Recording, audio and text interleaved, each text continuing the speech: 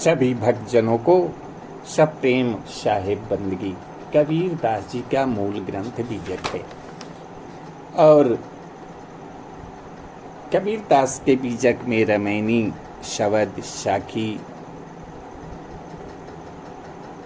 इत्यादि हैं। तो आज कबीर दास जी के कुछ साखी अर्थ सहित आपको हम सुना रहे हैं।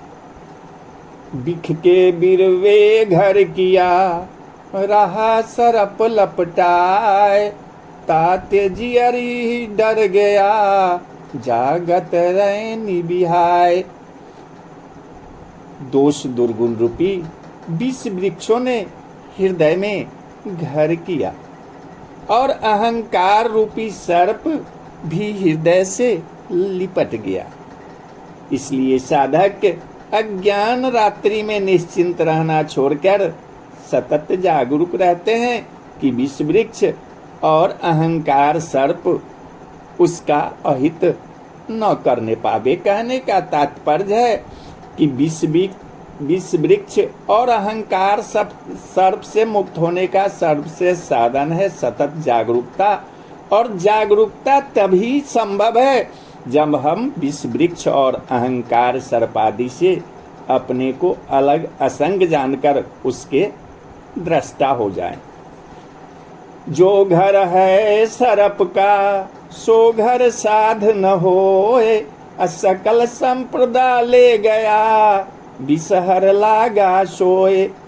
जो अंतःकरण अहंकार रूपी सर्प का घर है, उस अंतःकरण घर से साधन सत्कार्य नहीं हो सकता। जो विषधर सर्प तुल अहंकार से लगकर अज्ञान निद्रा में सो गया, उसके समस्त दैविक गुणों को अहंकार सर्प हर ले गया। अहंकार ही बंधन एवं समस्त दोष दुर्गुणों का मूल है।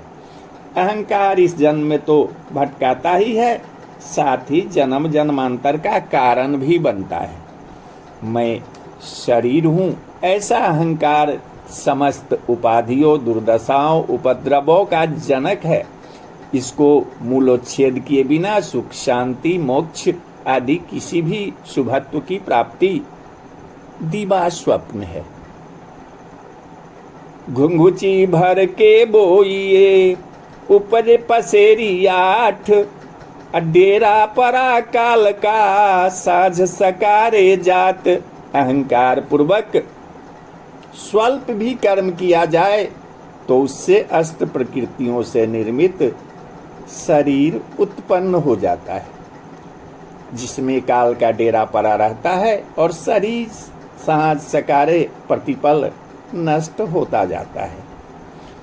मन भर के बोइए, घुंघची भर नहीं होए, कहा हमारा माने नहीं, अंतौ चले बिगोए। अहंकार देहाध्यास से रहित होकर यदि मन भर भी कर्म किया जाए तो उसका बंधन प्रतिफल घुंघची भर भी नहीं होता।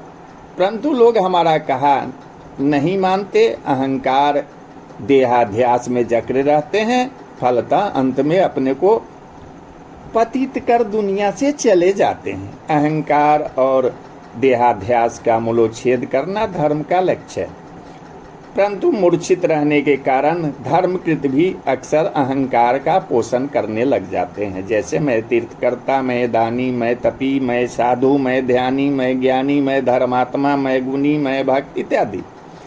जब तक अंतस में अहंकार का विष है, तब तक सामान्य कर्म के साथ साथ विशेष आत्मोद्धारक कर्म, ध्यान, योग, भक्ति, दान भी बंधन कारक ही बन जाते हैं।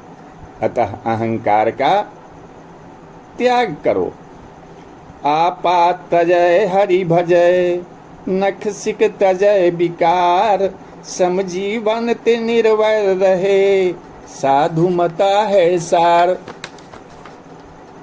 अहंकार त्याग करें, परमात्मा का भजन करें, नख से शिखा तक के संपूर्ण विकारों को छोड़ दे और सभी प्राणियों से मैत्री भाव से रहे, यही संत मत का सार है। इसमें संत मत के सार स्वरूप का वर्णन है। संत मत के अनुयायियों को इन गुणों को धारण करना चाहिए, तभी वे अपना उद्धार कर सकते हैं और विश्व के कल्याण में सहयोगी बन सकते हैं।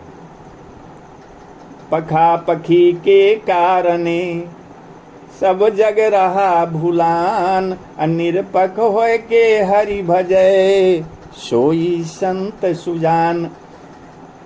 पक्षपात में पड़कर समस्त संसार भूल रहा है। जो निष्पक्ष होकर भगवान का भजन करता है वही ज्ञानी संत है। पंथ ग्रंथ जाति भाषा आदि का पक्ष लेकर मनुष्य नफरत राग द्वेष आदि की भावनाओं में जकड़ कर अपना पतन करता ही है, साथ ही अपनी मूढ़ मान्यताओं गलत व्यवहारों दोष दुर्गुणों का भी पक्ष ले उसे सुरक्षित कर आत्म सुधार की संभावना को धूमिल कर देता है।